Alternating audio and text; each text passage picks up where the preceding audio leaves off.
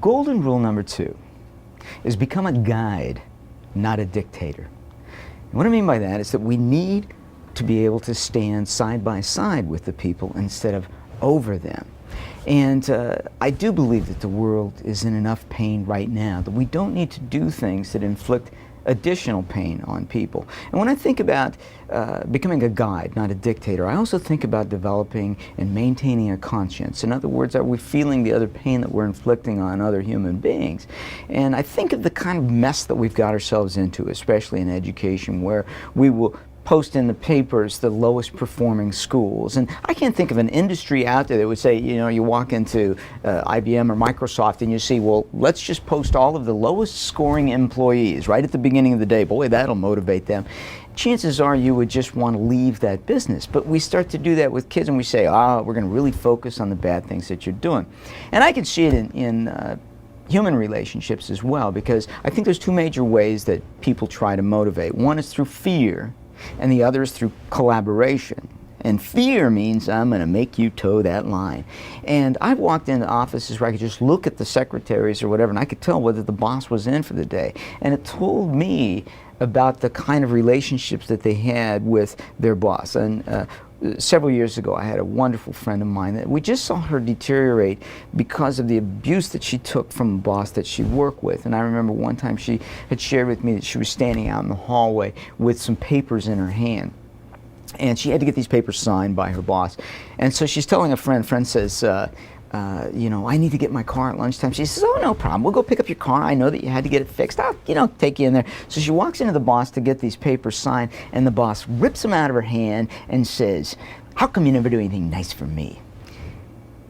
And as my friend was sharing that story with me, it reminded me of a wonderful author from back in the 50s, wrote a wonderful book. His name was Erich Fromm, and it was called The Art of Loving.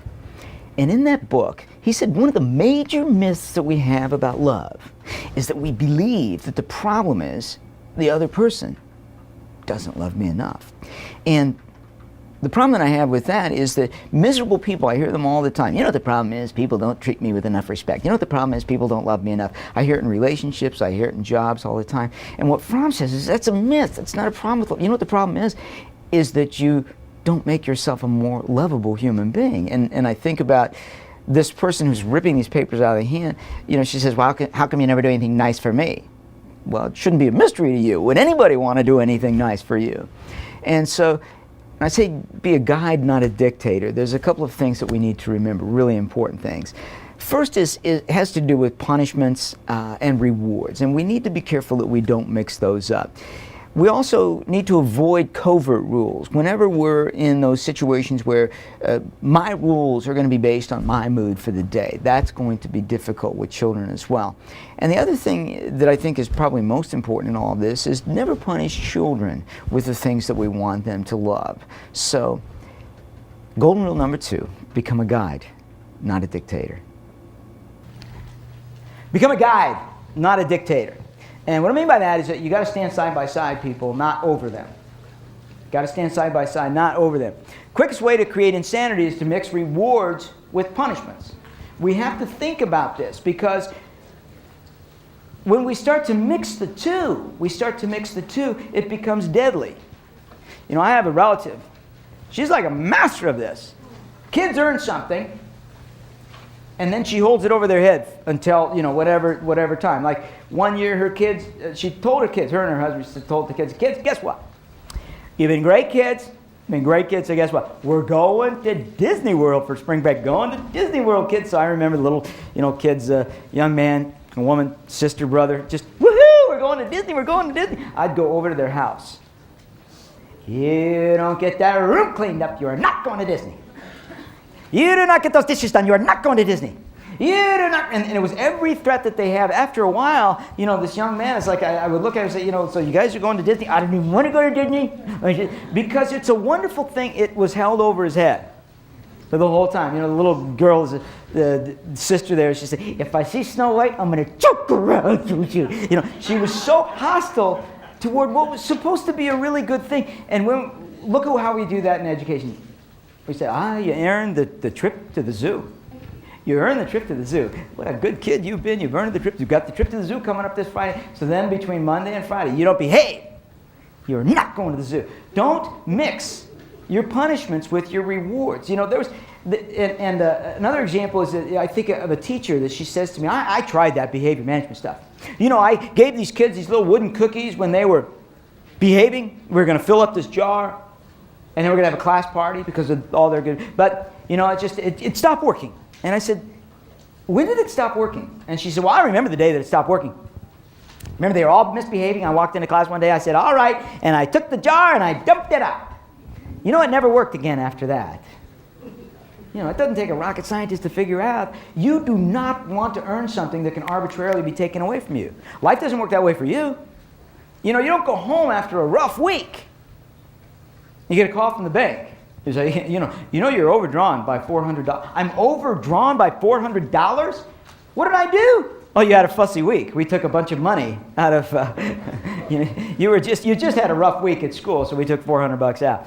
Your life doesn't work that way. You don't get stuff taken away arbitrarily when you have a fussy week, when you have a rough week. But we do that to kids all the time. We just start to take those things away. So never take away or threaten the child with the rewards that they've earned. Don't do that to them.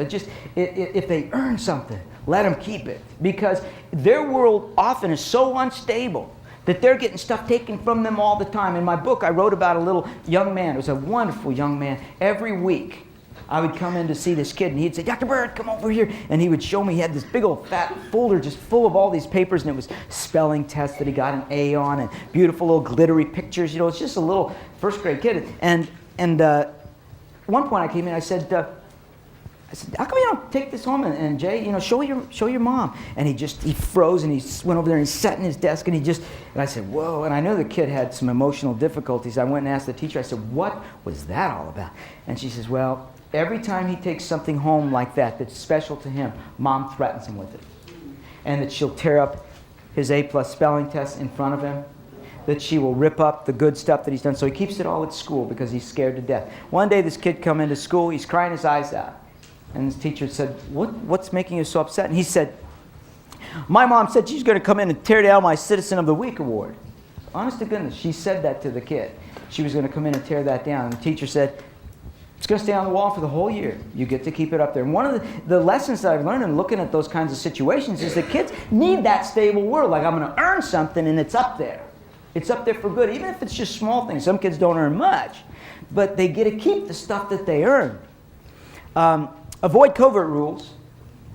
When I say covert rules, those are the ones that are dictated by, today's mood. If you have the bad mood and then all of a sudden kids get a whole new set of rules, we have to be careful with that. And the last one, I think, never punish children with the stuff you want them to love. I would imagine most people in here, you've been punished with something you were told you should love.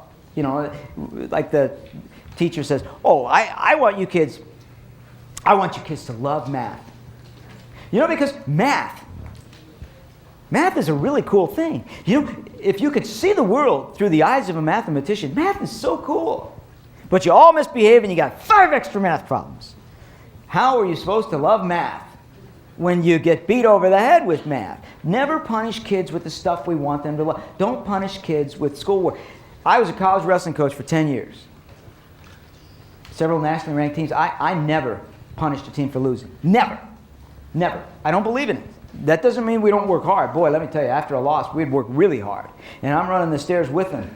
And I'd be screaming a lot, but it's not to degrade these guys. It's that I'm screaming on how proud I am of them to come back after a loss, how much courage it takes. You come back, you get pinned, or you get beat by another guy, to run those stairs and to have pride in yourself and to come back after a loss. And that's what I'm screaming at the kids about, how proud I am, because I'm not going to punish them with something that I want them to love. And if you ever wonder why we have 4,000 kids out, in your district for Little League, and by the time they get to high school, we got 10 kids, playing baseball. They're so burned out. I had a kid, tell me, he was in college, and he was saying, and he had these great big arms like this, great big old biceps, and I said, where'd you get those, man? He said, every time I struck out, my dad made me do like 100 push-ups. And I'm thinking, wow. How devastating. And to this day, he just had this anger toward his dad for all this punishment every time he struck out. Think about that. How insane that is. We punish kids with the stuff that we want them to love.